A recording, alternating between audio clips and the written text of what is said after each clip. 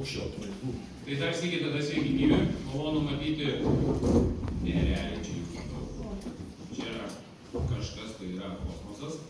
Aš pamenu, kad Rokišky mes rinkdavomės, tai visą laiką būdavo 76 iki 80. Tai dabar aš jau čia primečiau, kad turim apie 100 ko gero 10. Aš įsivaizduoju, pagal jeigu čia 13 kėdžių ir po sėdi vienoje vietoje, 4 kitoje vietoje, po 5, tai jau dabar mes jau turim realiai 100 žmonių.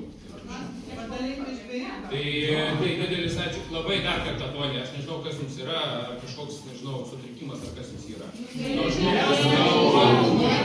Žmogus kalba ir neįmanoma pasakyti, tiesiog 2 kartus pakartoju.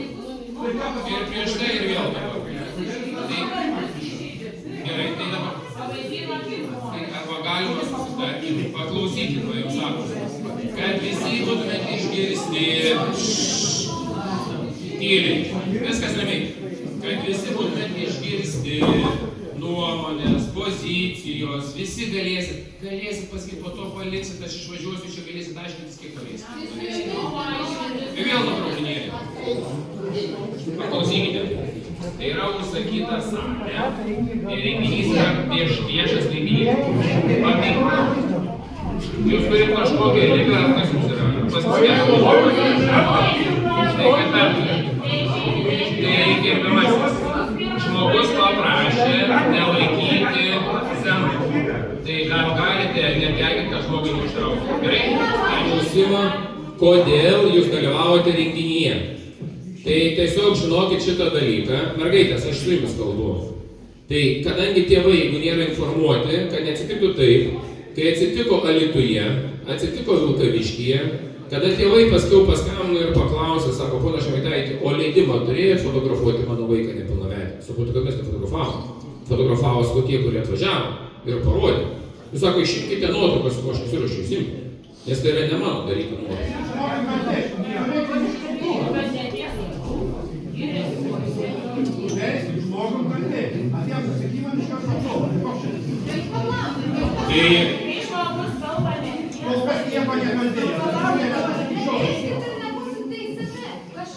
O, teisingai. Tai dabar žiūrėkite taip. Negalite paklausti. O todėl, kad negalite, nes mes esame vedantieji, galėsit paklausti. Dabar žiūrėkit, gerbimieji, taip. Matau, yra salėje nepilnamečių asmenų. Ar turite tėvelių sutikimą? Parodykite. Parodykite tėvelių sutikimą.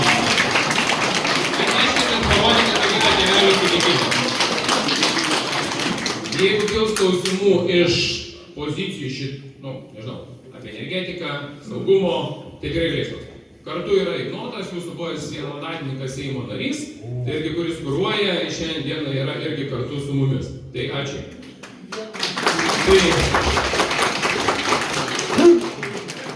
Gerai, aš nesakiau, kad nėra Seimo narys, aš nesakiau.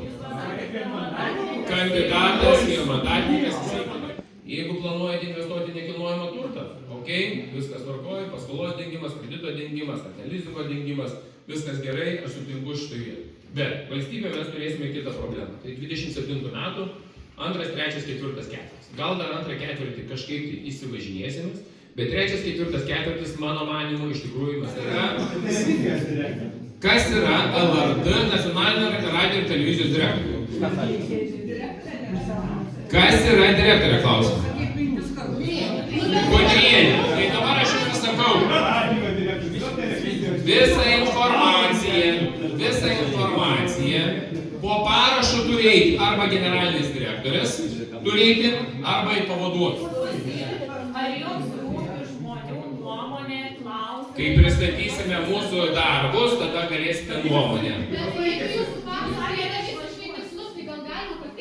Tai galėsite per klausimą ir patikslinti. Todėl, kad mes pabaigsime. Gerai, važiuojam. Ar gali ramiai pasidėti? Gerai. Tai va, įsivaizduokit, Rokiškėnai, kaip iš čia gyvena. Dabar aš noriu paklausti jūsų, kiek iš čia esančių, jeigu būtų sutrumpintas LRT finansavimas ir nebūtų skirta, taptumėte LRT abonento vartotojai. Pakelkite ranką. Kiek abonentą mokėtumėte? 1, 2, 3, 4, 5, 6, čia 2 savaitės. Žiūrėsime klausimų sprendimo būdus.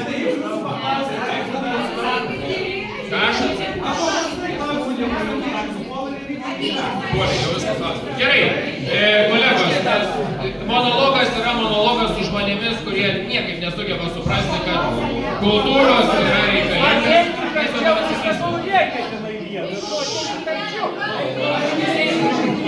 Kaip? Bet žinokit, su mikrofonu nepaeisiu. Jeigu galima, ateikit jūs, pažduosit klausimą, nes jau čia klausimai baigėsi. Jau viskas. Baigėsi, jau viskas. Ateikit čia ir užduosit klausimą. Jau baigėsi, jau viskas. Va, ateina ponas.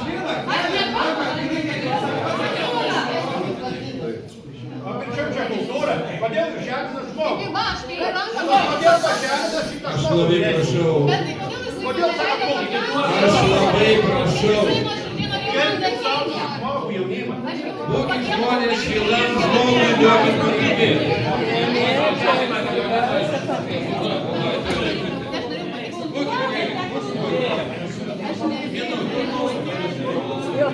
Aš irgi į susitikimą, kad būtent paklausiu mano Remigijaus. Nieko aš sudėtingo nenoriu, labai gyvenimiškai paprastą klausimą. Sausio 13. Mes su kolega mokytoju susitikom, pakalbėjom. Sako, aš mokau vaikus, tokia disciplina, aš negaliu pasakyti, kaip jinai vadinasi. Tiksliai, kur moko gyvenimą. Aš sako vaikams, aišku, būkit jūs teisingi, nepriekabiaukit prie nieko, nesikeikit. Gražiai, atsiprašau, ponia, aš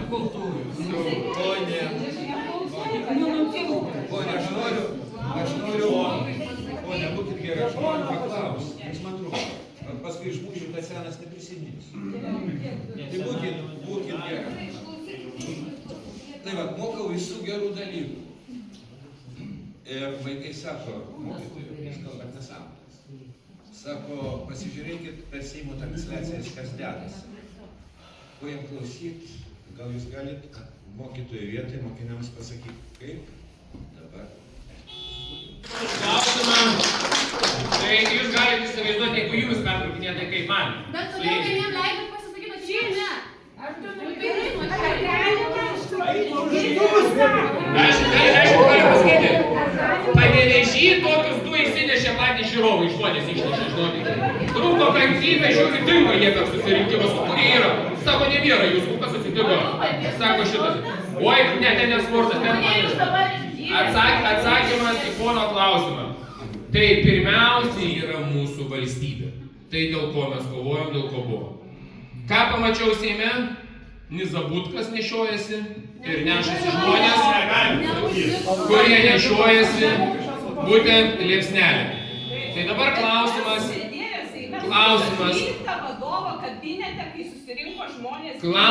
yra paprastas atsakymas ir mokytojas turėtų duoti. Mokytojas turėtų dėti ant scenos ir rodyti. Tai yra mūsų istorija, tai yra mūsų kalba, tai yra dėl ko mes Lietuvoje turim kovoti ir ginti. Ir šiandieną nieko nėra baisiau, kada Lukiškių aikštėje į sniegą merkiamos neužmirštuolės, o nededamos, aš jūs įsivaizduoju. Kada aš jūs prieš tai sakė, kad pasipriešinę. Žiūrėk. Dabar aš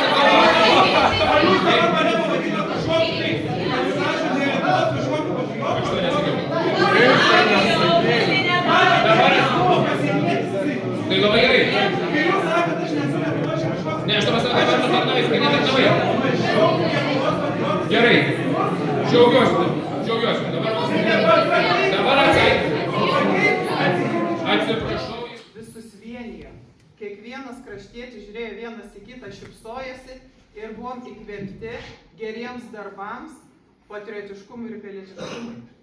Tai buvo visų žinomas jaunas žmogus Aurimas Valujavičius. Ką aš šiandien atėjusi čia jaučiu? Tai čia du skirtingi dalykai. Ką aš šiandien jaučiu? Mano gerbiamas miestelėnas, kuris irgi yra iš Rokiškio, atsisuka į mane ir jis į mane žiūri piktai. Aš jūsų labai prašau, junkite žmonės, o ne skaldykite. Kai darysi savo renginį, tada galėsi. Ačiū. Ne.